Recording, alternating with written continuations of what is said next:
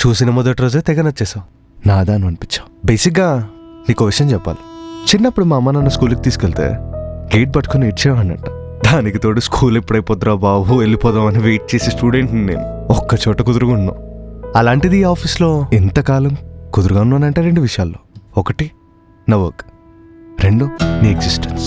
ఒకవేళ నువ్వు సడన్గా ఒకరోజు ఆఫీస్కి రాకపోతే ఈ అమ్మాయి ఏదో మిస్ అవుతున్నా అనుకున్నప్పుడు గుర్తొస్తూ అరే ఈ అమ్మాయి రాలేదురా అని అప్పుడు అనిపించింది నేను చాలా మిస్ అవుతున్నాను. ఇక్కడే ఇంత మిస్ అవుతుంటే లైఫ్లో లేకపోతే ఇంకెంత మిస్ అవుతున్నా అప్పుడే అర్థమైంది. అందుకే వదులుకోవాలంటే అస్సలు ఇష్టం అనిపించట్లేదు. అయినా నాకు ఇక్కడ ఏం పని చెప్పు, రిహార్సల్ మహా అయితే ఇంట్లో చేసుకోలేనా? నీ ముందు కూర్చొని ఇవన్నీ చేయాల్సిన అవసరం లేదు కదా. బా భలే చేసావు తెలుసా.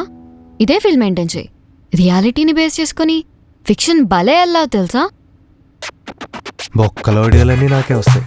నిజంగా ఎక్స్ప్రెస్ చేస్తేనే తిన్న ఆడిషన్ పర్పస్ అనుకుంటుంది. చిద్ది నమ్మ బతుకు.